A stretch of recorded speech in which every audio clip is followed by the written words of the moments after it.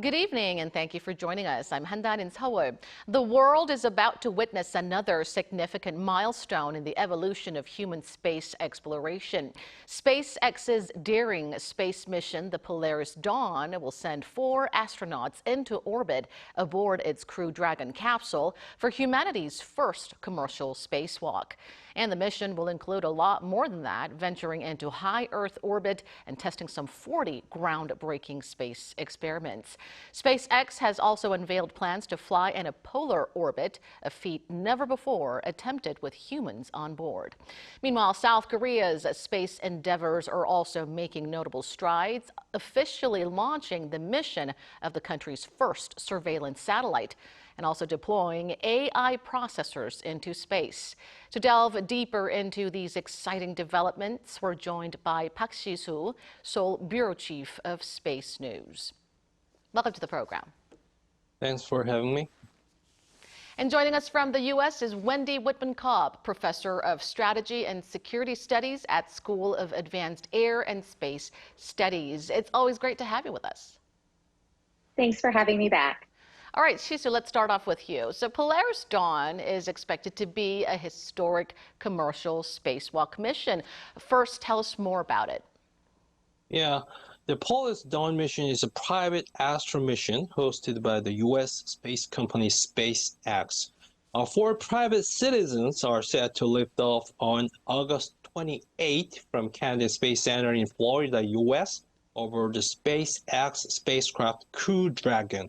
The lift off was planned on August 27, but just hours ago, the NASA announced that the launch was pushed back to August 28 due to a ground-side leak helium. But the overall situation is fine. So I expect that the lift off will take place in August 28.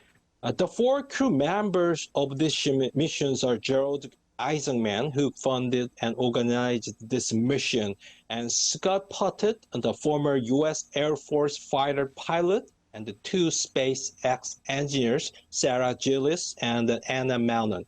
They are expected to stay in orbit for 5 days, during which 2 of the 4, Gerald Eisenman and SpaceX engineer Sarah Gillis, will conduct the historic 2-hour spacewalk.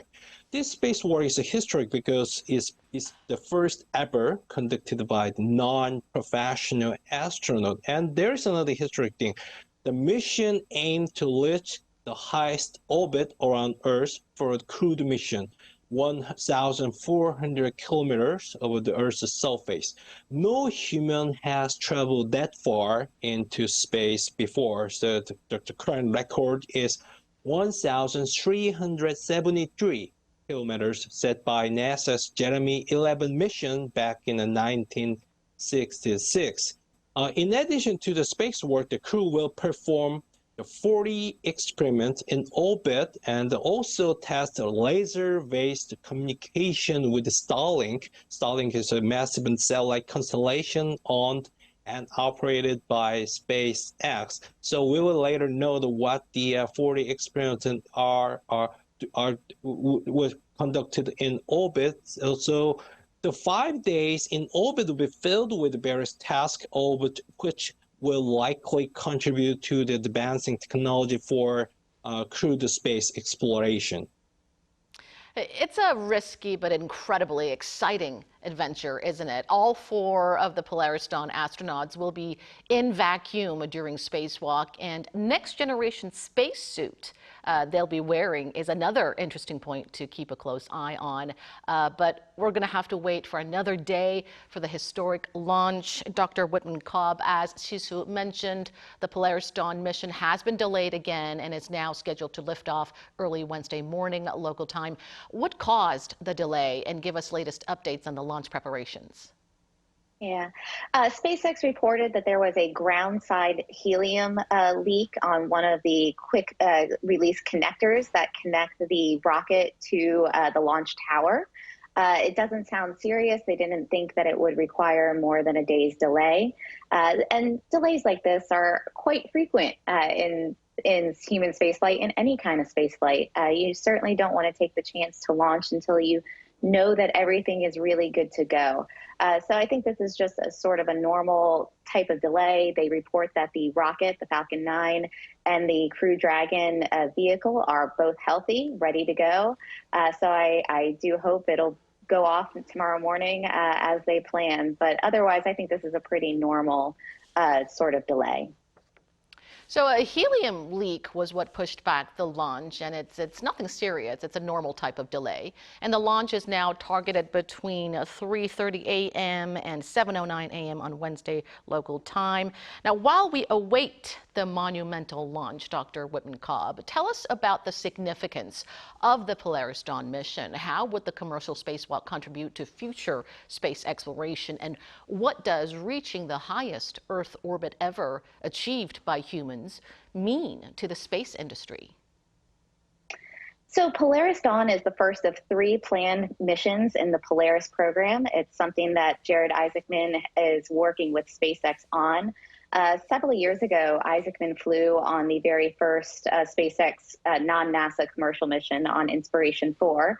And since then, he's devoted more of his resources to doing this Polaris program. The idea for Polaris is to allow SpaceX to test out the capabilities and technologies that they're going to need for their own independent missions to the moon and Mars someday. So all of these things are testing out and making sure that SpaceX can do the things that they're going to need to do once they get to their destinations. And that includes going out into the vacuum of space.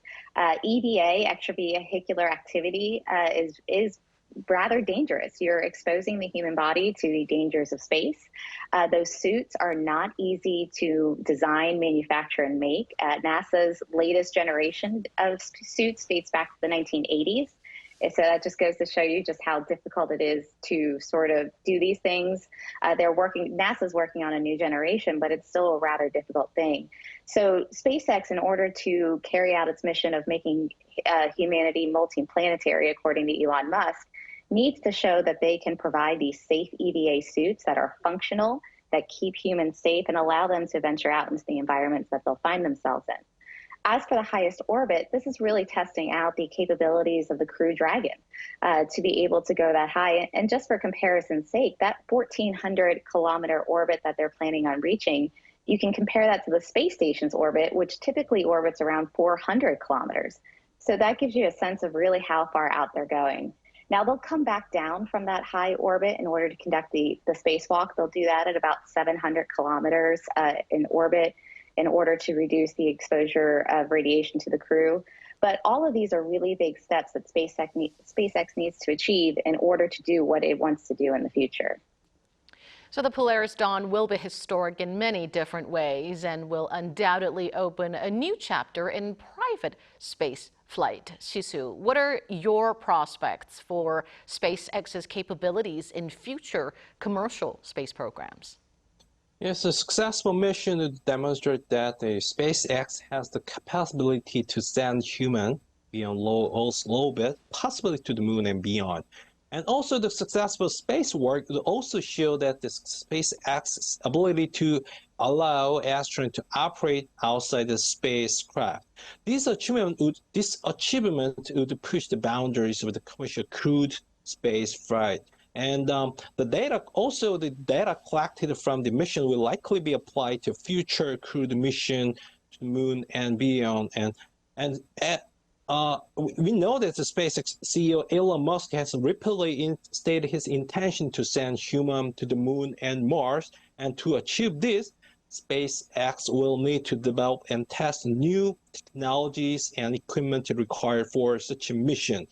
The company will need to design and test new spacesuits and conduct longer missions that simulate the time needed to travel to destinations like the moon and Mars, and also demonstrate the ability to communication with Earth over this distance. So considering all of this, the Polaris Dawn mission is the very first step toward this ambitious goal. So actually, it's too early to predict how far SpaceX will go, but given the technological progress the company has already made, I think the reaching the moon and Mars with the more advanced technology and more advanced spacesuit and more risky or adventurous or challenging task is no longer just a pipe dream. I think it's coming to a reality. And so let's see how things unfold. No longer a pipe dream, it's coming to reality. And meanwhile, Dr. Witten-Cobb, what should have been a week-long test flight for two NASA astronauts has now been extended to over 8 months. NASA says it's too risky to bring them back to Earth in Boeing's troubled new capsule, and they'll have to wait until next year for a ride home with SpaceX. What's wrong with the Boeing capsule, and why do they have to wait for so long for their next ride home? Yeah, this has been a really fascinating story this summer. The Starliner was launched on its very first crewed test flight being the key word here, in June. And once it was docked to the space station, and even in the process of getting there, engineers discovered an issue with some of its thrusters, which are necessary for precise maneuvering of the capsule. And to date, NASA and Boeing have yet to be able to really pinpoint the exact cause of some of those problems. And because they can't figure out the exact cause, they really can't model or predict the way that those thrusters might actually operate in space. And so NASA, out of an abundance of caution, thought that there was a bit too much risk involved with bringing the astronauts back on their Starliner capsule. Just because of not knowing how those thrusters would work when they are trying to both leave the space station and then re-enter Earth and land. And so it was just an abundance of caution. I think the astronauts certainly were prepared for something like this. They certainly have acknowledged that this was a test flight, and anything can really happen on something like that. Now, in terms of why they have to wait so long, I think there's a couple of logistical issues with the space station. There's only so many places that a capsule can dock. And so NASA sort of figured out the perhaps best way to deal with this is when Crew 9 goes up to the space station in a few weeks, instead of sending the full complement of 4 astronauts on board that, they would only send 2. And that way, in early 2025, when Crew 9 was scheduled to return home, the 2 Starliner astronauts, Butch Wilmore and Suni, will be able to come home in those 2 extra seats on the Dragon. So I think just in terms of logistics and crew planning for the International Space Station, that was just simply the easiest thing to do. And so while it was unfortunate, it is something that happens. And again, you don't want to take that chance when you have humans on board to potentially put their lives at risk. So I think this was a pretty good decision on NASA's part. Right. NASA says it's a result of a commitment to safety. So hopefully the 2 will return safely home in February. Safety first. Now, Si-soo, back here at home, South Korea has signed a contract with SpaceX to launch a multi-purpose communication satellite, Cheollean-3, to geostationary orbit in the second half of 2027. Give us more details on this. Yes, South Korea has signed a contract with the SpaceX to launch its Cheollean-3 multi-purpose communication satellite to geostationary orbit in the second half of 2027. The nation's newly established space agency, CASA, announced this deal early this month. This agreement is the latest in a series of launch contracts South Korea has secured with the SpaceX for its key space missions. The nation's first orbiting lunar orbiter, Danuri, launched on SpaceX Falcon 9 rocket in August 2022, and 2 of the 5 military reconnaissance satellites involved in the Fortify project were launched on Falcon 9 rockets in December last year and April this year, respectively, with the remaining 3 scheduled to launch using SpaceX rockets through 2025. And let me briefly explain the Cheollean-3. It's also known as GeoComm-3. It's weighing 3.7 tons, and this satellite will replace Cheollean-1 satellite launched back in 2010. The new satellite will feature advanced payload for communications, disaster prevention, maritime safety, and the safe flight of aircraft. The satellite's development began back in 2021 with a budget of 411 billion won, or $309 million US. while the Korea Aerospace Research Institute, or KARI, is responsible for developing the satellite platform, the Korea Electronics and Communications Research Institute, or ATRI, is in charge of the payload. And let me explain about the geostationary orbit because it's a scientific term, so many people watching this show will be unfamiliar with this. So briefly, the geostationary orbit is located about 36,000 kilometers above Earth's surface. At this altitude, the satellite revolves around the Earth at the same speed that the Earth rotates, allowing the satellite to remain fixed over a specific position on the equator. And so satellites in this orbit are ideal for tasks like weather monitoring, communication, and broadcasting because, as I said, they provide continuous coverage over the same region. Now, Dr. Wittenkopp, another historic mission under preparation by SpaceX. It has unveiled a polar orbit mission backed by crypto magnate Trinh Quang. Can you elaborate on this mission and share your outlook on its prospects? Yeah, this is a really interesting mission. They're calling it Fran-2. The idea will be to take 4 commercial astronauts, paying customers, to do a polar orbit, which is something that is unique even for satellites.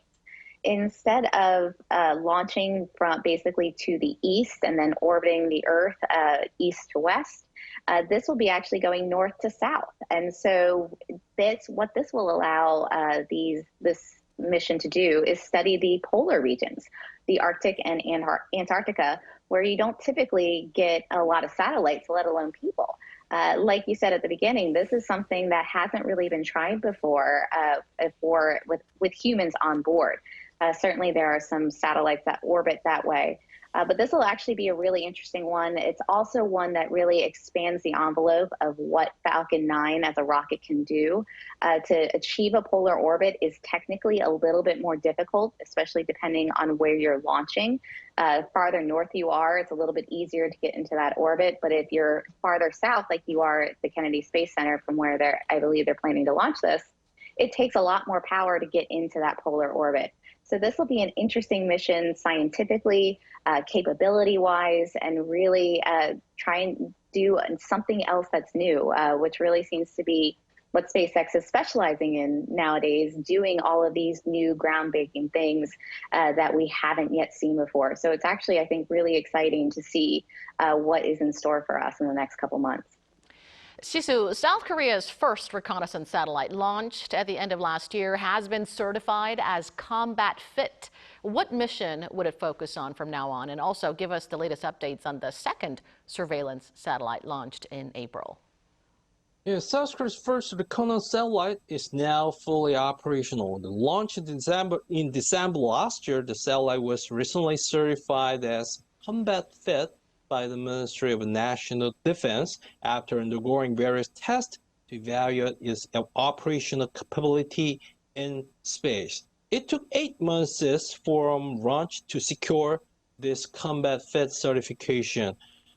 This satellite can observe ground objects as small as 50 centimeters, and its primary observation target is, of course, North Korea, particularly its nuclear and missile facilities.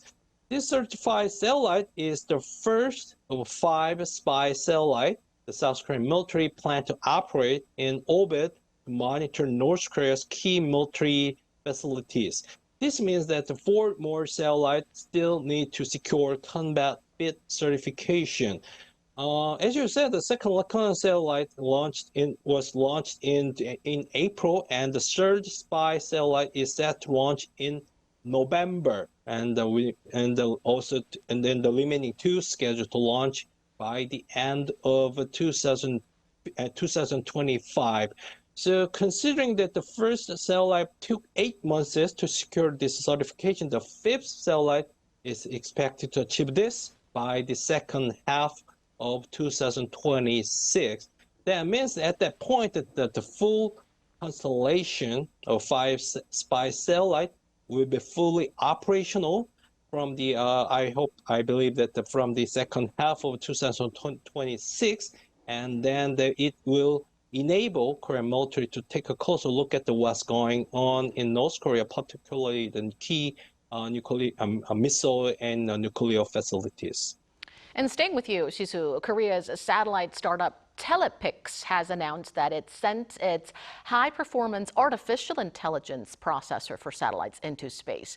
Give us more details about this and also your thoughts on the role of artificial intelligence in space. Yeah, South Korea's space startup Telepix has launched an onboard artificial intelligence processor for satellites into space.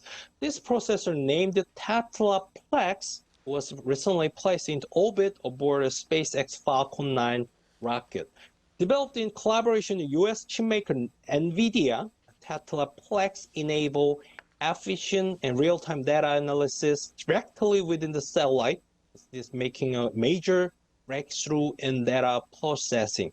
While in orbit, Tetraplex will demonstrate this capability in real time as well as test satellite imagery pre-processing algorithm and its ability and its stability in radiation-rich space environment.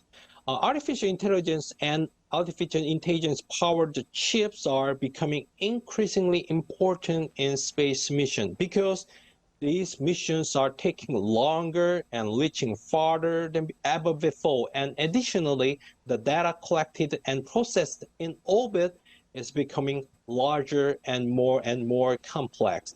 Traditionally, satellites transmit data to Earth for processing or analysis. However, as mission venture farther into space and the volume of collected data increase, it's becoming more difficult to process and analyze data in real time. So that's why the demand for space-grade artificial intelligence and advanced semiconductors are increasing globally, and Telepix, South Korean space startup, has jumped into this game to take a slice of this market. Such an eventful month for the global private space industry, marked by groundbreaking attempts and achievements. We'll certainly follow these developments with great excitement. Thank you, Shisu, for sharing your insights. We appreciate it. Thank you for having me. And thank you, Dr. Whitman-Cobb, as always, for sharing your expertise. Thank you.